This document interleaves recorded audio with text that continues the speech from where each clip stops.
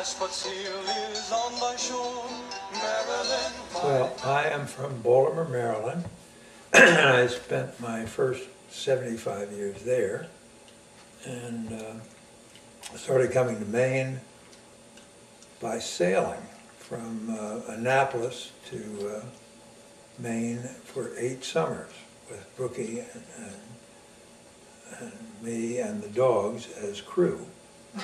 And I kept a track of where we went, and we stayed at over 100 moorings and anchorages during those 8 years, and just fell in love with Maine. And so we decided that the boat was not big enough for children and grandchildren. We had 13 grandchildren at the time, and so we started looking around for a house and found a house here in Waldoboro, which I had never heard of, and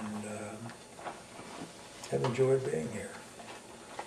But when you want to go back to teenage years during World War II, I guess I'd have to start off at age 13. We used to go to Ocean City, Maryland in the summertime, and loved it. I mean, I grew up there, I had friends there, I loved the water, and I started, we lived in an apartment, not a little, a big apartment, above a drugstore. And I went down one day when I was 13 in June and asked for a job as a soda jerk, and immediately I got it, and quickly learned that it was from 8 in the morning until midnight, 7 days a week.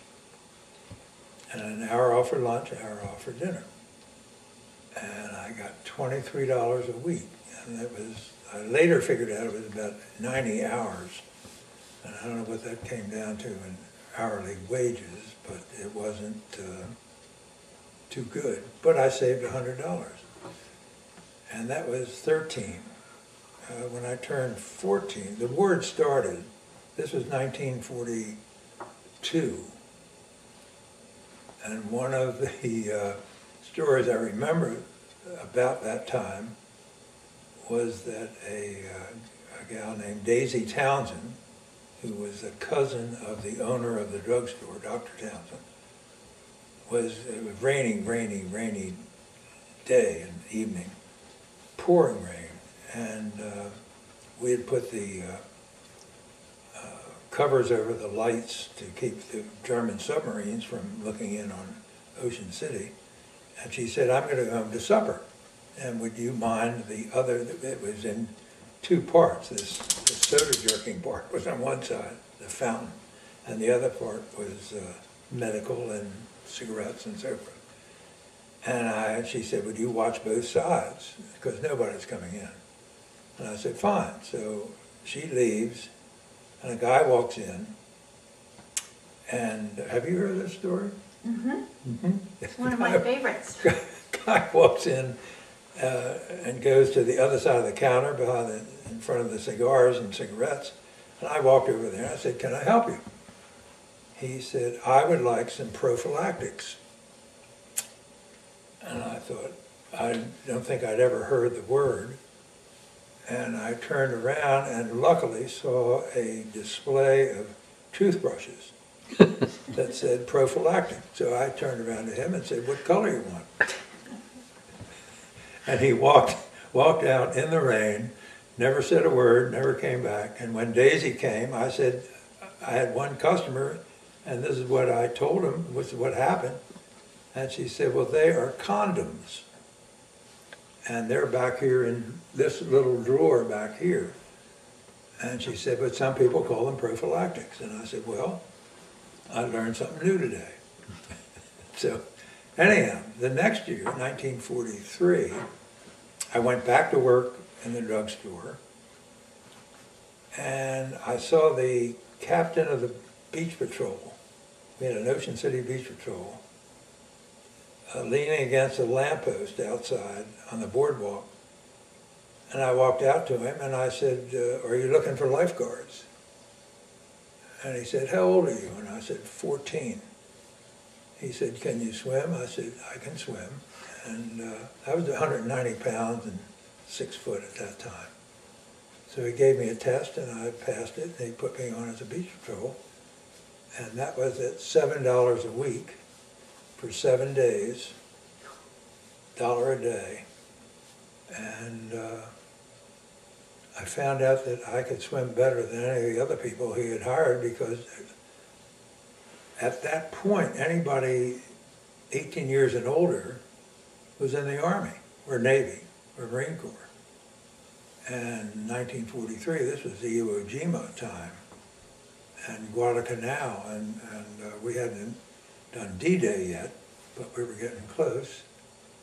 And I became a good swimmer and a good lifeguard by 14th, 15th, and 16th year. In and one of the things that occurred in, I guess it was 1944, Jim Parker, who was captain of the Beach Patrol, came to me one day and he said, I want you out on 6th Street tomorrow morning at 7 o'clock. We're bringing in some German and Italian war prisoners. And we want to clean the beach for a couple of blocks. And you're in charge of it. I'm 16 years old. I said, well, who else is coming with me? Are you coming? And he said, no, you'll be by yourself. So the next morning at 7 o'clock, I'm there, and the 2 trucks pull up, and about 20 prisoners get out, and 2 MPs who stood on the boardwalk, they had M1s, and their boots were spit-shined, and they didn't want to get them in the sand. So they said to me, you know, you get these guys to work, and don't let them go swimming. I said, all right, so we get out on the beach, and I had a whistle at the time around my neck, and I said, does anybody speak English? And this German, and they all looked like they were 17, 18 years. They came from the African campaign, Italians and Germans. They did, for 10 or 15, 20 minutes, they fanned out all over the place. And meanwhile, the 2 guards are up there. I don't know whether they had ammunition in them or not. And I blew a whistle, they came back, and I said, all right, you're not supposed to go swimming, but take everything down to your skivvies, jump in the water, beautiful morning. Jump in the water, and when I blow the whistle, you come back and put everything on and go back to your trucks. And they did it. And the MPs were going bananas up on the boardwalk.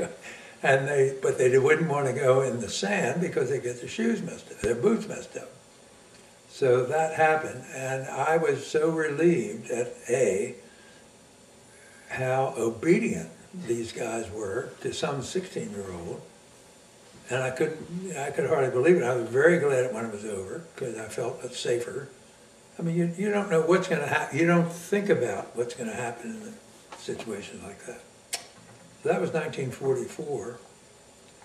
And in 1945, the mayor fired everybody on the beach patrol. We used to have 100,000 people on weekends at that point. And he called my father and said, would I like to be captain of the beach patrol?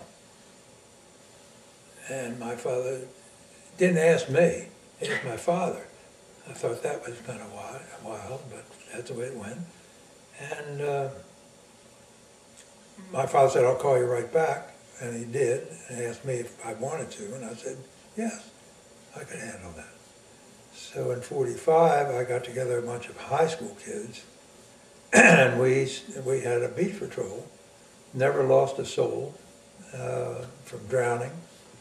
I ran them to death, and the only other thing that happened that year was that the mayor called me in early in June, and he said, somebody else thinks you're too young for this job.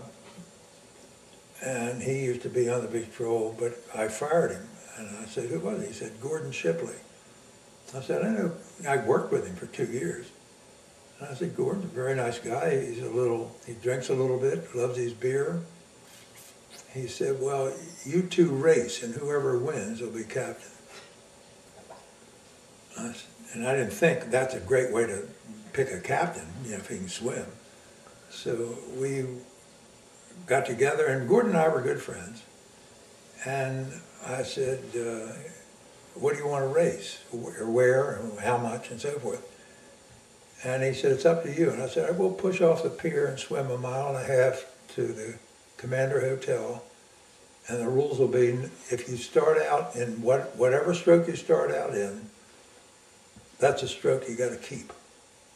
If you want to do backstroke, side stroke, crawl, and if you break stroke, you lose. And he said, done. And I said, fine. So we got out on the pier about 9 o'clock, and we started to swim this 1.5 miles, and we both started in a crawl, and I had 2 guards, one watching Shipley and one watching me to make sure we played by the rules. And I got to the Commander and came in, and I turned to the guy following me, and I said, where's Shipley? He said, he's back on 9th Street. But this was 6 blocks back. So I went back, we ran back. I mean, I was in fairly decent shape. We ran back, and I swam out to Shipley, and I said, are you okay? And he said, I got a cramp.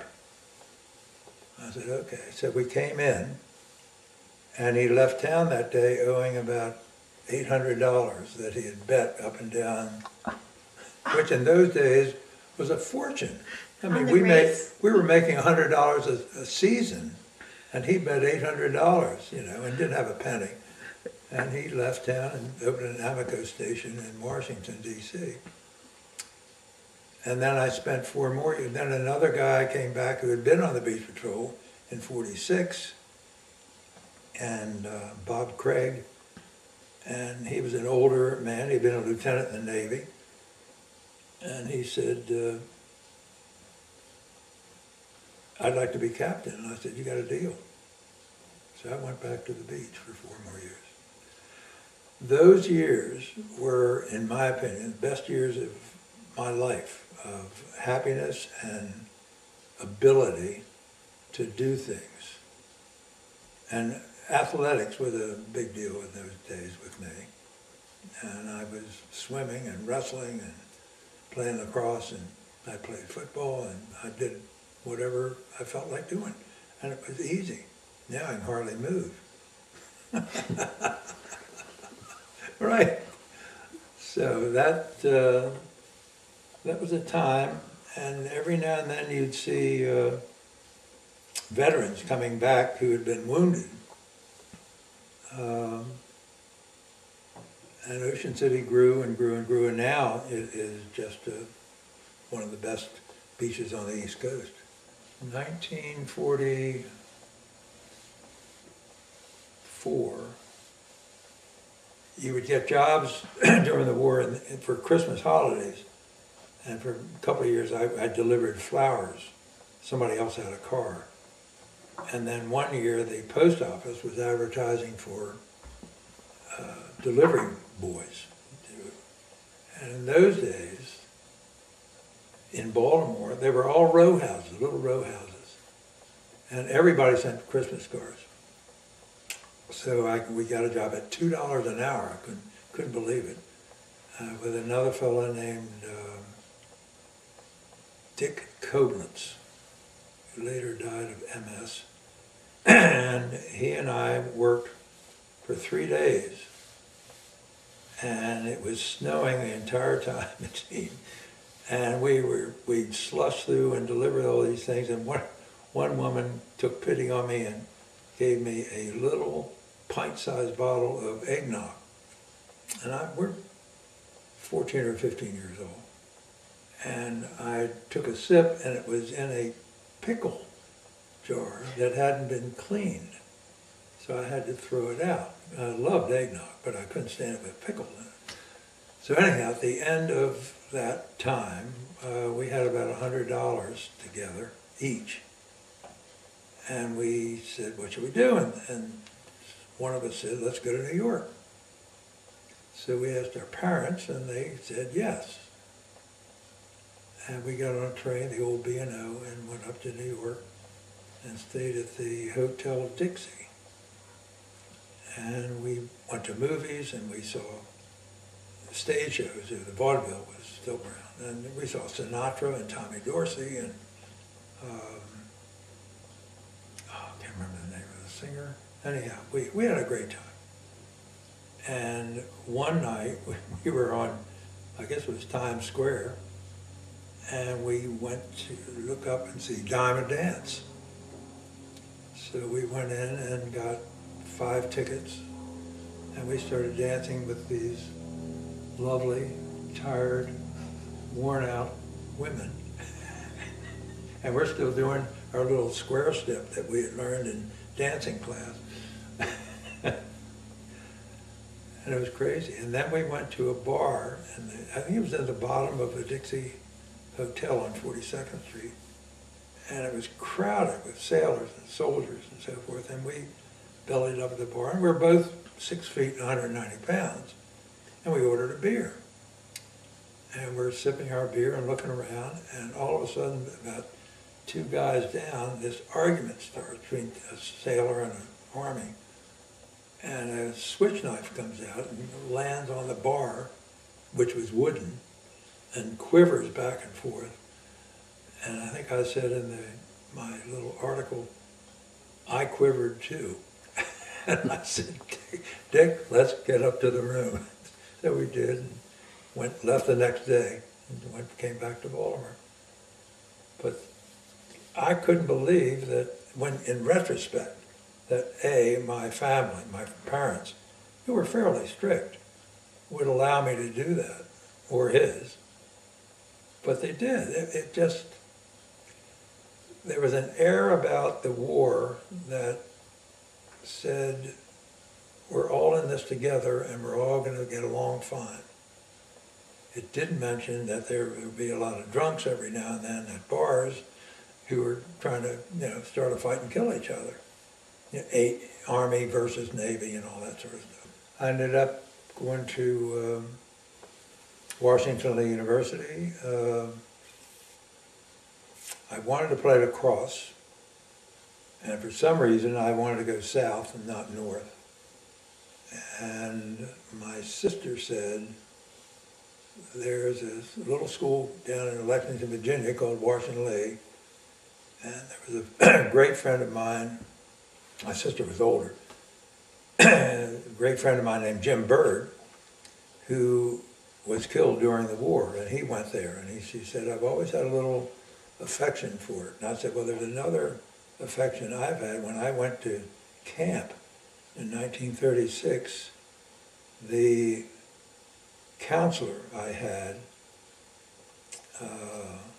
was just finished a freshman year at Washington Lee, which was the first time I ever heard of the school. And he ended up being a Southern Conference wrestling champion 4 straight years in 136-pound class. And he was the best mentor, I think, I ever had. And my parents were not good mentors. And we were pen pals during the war.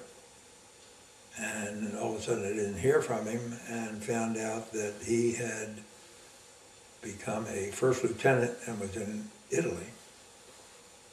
And his platoon had captured, or there were some Germans who surrendered to his platoon. And he told the platoon to stand still, and he would go up the hill and bring the Germans down. And he went up, and they were coming down the hill, and one of the Germans threw a hand grenade at him and blew him up. So I always had a part in my heart that said Washington and Lee. I had a lot of fun, and I think I majored in economics, for whatever that's worth. In 1947, we decided to go to the Orange Bowl, another fellow and myself. And we went down. And we somehow got there a day early, and we had a day off before the game. And I don't know, we said, let's go to Cuba, let's go to Havana for the night. So we hopped in a plane and got to the Hotel Nacional, and we're coat and tie, and somebody told us to go to the Marquee. So we said to the taxi cab driver, take us to the Marquee. And he turned around and looked at us and said, the Marquee? And I said, the Marquee. We spoke about 3 words of Spanish. And so we went out and drove and drove and drove and got into the country. And we stopped in this shack, I mean this mud shack. No signs, no lights. And he said, the Marquee. And I said to Tommy, I said, you stay with the car. You keep your eye on the driver. I'll knock on the door. And I knocked, and this woman opens up and says, oh, American college boys, come on in. I looked in, and these girls are in pantaloons and no tops. Well, as I said, I was in boot camp, and I got called down to the provost marshal's office, and I thought, what have I done now? They said, go upstairs, Mr. Kushner. So I walked up, and Mr. Kushner's in a coat and tie. I'm in leggings and, boot camp outfit. And he had my record in front of him, and he said, I see you were a lifeguard in Ocean City. I see that your father died last year. I see that you were an All-American lacrosse player. How would you like to work for me? I said, doing what? And he said, I'm with Navy Intelligence. And you will do what I tell you to do, or I'll have you in Korea in 24 hours. But the good side is you can leave the base anytime I don't need you. You're 40 miles from home. You can go see your mother or do whatever you want to do. And you call me every morning, and if I have something for you to do, I'll tell you. And so I took the job, and one time I had to go over to, what do they call it, BOQ, Bachelor Officers Quarters, to check on whether Ensign so-and-so was a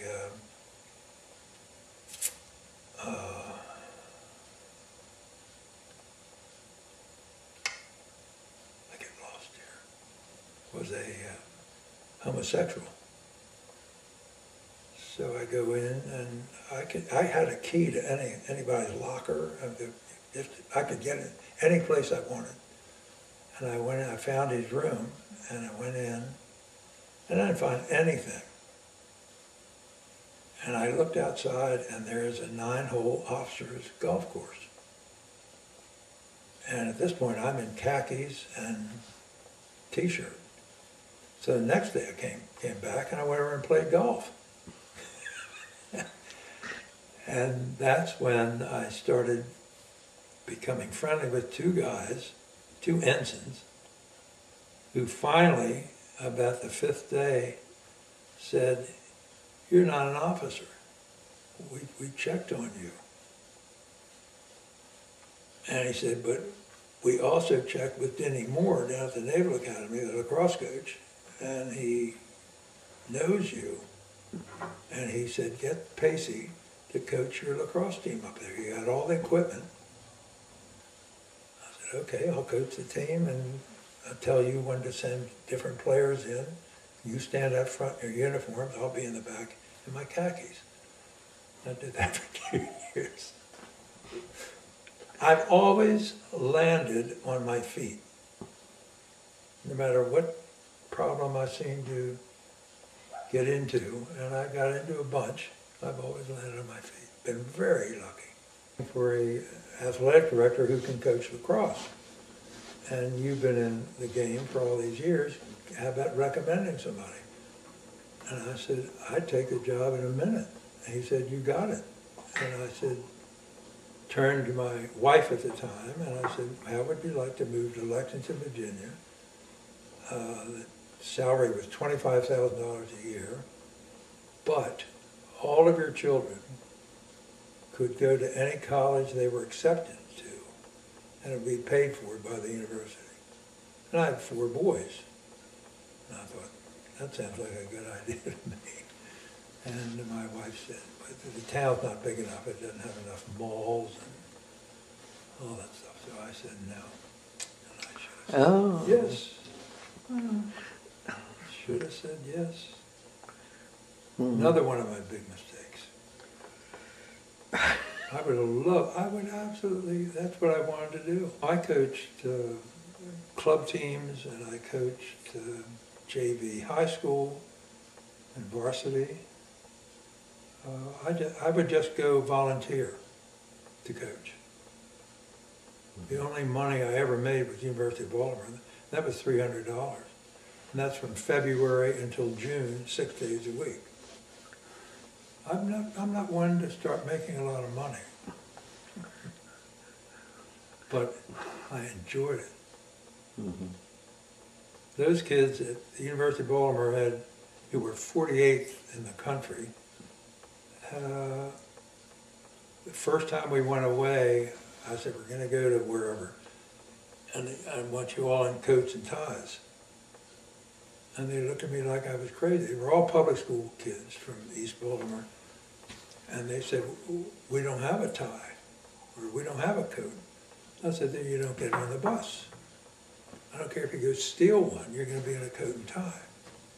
Who goes? And from then on, we traveled in coats and ties, clean shaven. And we're always accepted. And then we started winning. And I got those guys in the best shape they've ever been in their life. And we could win a game in the fourth quarter by outrunning and outscoring any team in the country. And I love them. I absolutely love those kids. And it's funny, but the fellow who had walked up the beach with me in the race in 1945, Wilson Fuster, had gone to Hopkins, was an All-American there. Feisty temper. I mean, he would get mad and he would blow his stack at anything. And the coach finally fired him off the team. So he went out for baseball and became an All-American baseball. He was a tremendous athlete. And Wilson and I were, we grew up together from the time we were 12. And they finally, Bob Scott was the head coach, and he finally agreed to have a scrimmage at Hopkins. So I bring my little team over, and we get out on the field, and we start the scrimmage, and there's no referees. The coaches are on the field, and we're calling, if there's a foul, we call it.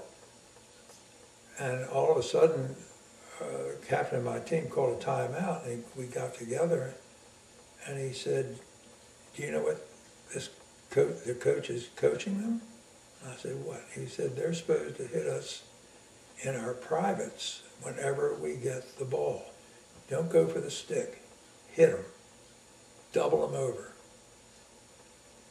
And I went up to Wilson and I said, you're coaching the wrong way here, pal. This is not sportsmanship. And he points his finger. He said, you coach your team, I'll coach mine. And I said, scrimmage off. And that we walked off the field. We'd been playing for probably 8 minutes. And then I went to work for Towson University as a development VP. And I got a call from the mayor of Baltimore in the Renaissance of downtown and went to work for him for 4 years. And then I got a developer in from the West Coast named David Murdoch. And he wanted to build a 30-story condominium, garage, office, the whole works. And he said, if you're going to work with us, you're going to be working with H.R. Haldeman. And I hope that's okay with you. And I said, well, I was the head of Democrats for Agnew when he ran for governor. And I can get along with anybody. So I got, you're too young to know who Haldeman was. Oh, yeah, no. You know, we're not that So young. this was after Haldeman was... After he got out of jail, Yeah, okay. 18 months in jail. He and I became great friends. So I this had is more in respect for him than the Chick. 80s? This would have been about the first 80s, the first part of the 80s. And So I went to work for the developer. There was a fellow I could not get along with who worked for him, who was the liaison between the city and Murdoch. And one day he busted into my office, and I'm working for the mayor at this point, and interrupted a meeting, and I got him out of the office, and I told the people there, I said, sit still for a minute. I called Haldeman in California. I said, Dick, whatever his name is, Richard, whatever, is not welcome as far as I'm concerned. I can't work with him. You either get rid of him or the mayor ought to get rid of me, because we're having a problem. And Haldeman said, you're upset, aren't you? And I said, yes. He said, I'll call you in 10 minutes. And 10 minutes later, he said, can you stand in for 2 more weeks? And I said, yes. And he said, we're firing him. So about 3 weeks later, he called and he said, we found a replacement for Richard. I hope the hell you can get along with him. And I said, who? And he said, you. He said, you're going to be the liaison. You come to work for Murdoch, we'll double your salary from what you're getting. And I said, well, you got to call the mayor. I'm not going to leave him like that. And they did. And then I went to work for Murdoch. I've had a sailboat since I was 16. I think for about $25 I bought a 20-foot Indian class boat down in Ocean City. I sailed that, and then he and I bought a Comet together after the war, and we bought a Lightning. Oh, Lightning. And then I bought a sailfish. Mm-hmm. I got into that, and 1976 I bought a Tartan 34 along with another fellow, and we kept that for 4 or 5 years. Then we bought a Hinterholer 35, and then our partnership broke up. He got arthritis, and he always used to complain because I turned the portholes too tight, and he'd have to get a wrench. He finally said, I can't sail anymore. His hands were like that. And then I lusted after a 42-footer, which I didn't like once I got it, and then I traded it for a Dickerson 37. We bought the house, and we started fixing it up, and we had a house in Baltimore, and finally I said, you know, we're spending 6 months here and 6 months there, and what I want is there, or what I want is here. And I said, we ought to really bite the bullet and try it. So we sold the house, got an apartment in Baltimore, and then started coming up here and spending more and more time. And then we bit the bullet and got rid of the apartment, and we've been here ever since. Were you retired by the time you came up here? I retired in, no, I was still working when we started sailing. Mm-hmm. But I was working I couldn't get a job. At 50 I was unemployed, and at 60 I was unemployed. And I could not get a job. And I finally, a friend of mine got me a job as director of the Building Congress and Exchange of Baltimore, which was a very old group of architects, engineers, subcontractors, 700. And I ran that for about 4 or 5 years. And at one point I said, you know, you don't need me in the summer. Cut my salary by 25% or whatever. And I'll be back if you need me. I'm in touch by telephone, no cell phone had been invented. And we started sailing. And it worked out fine. I would sell the boat.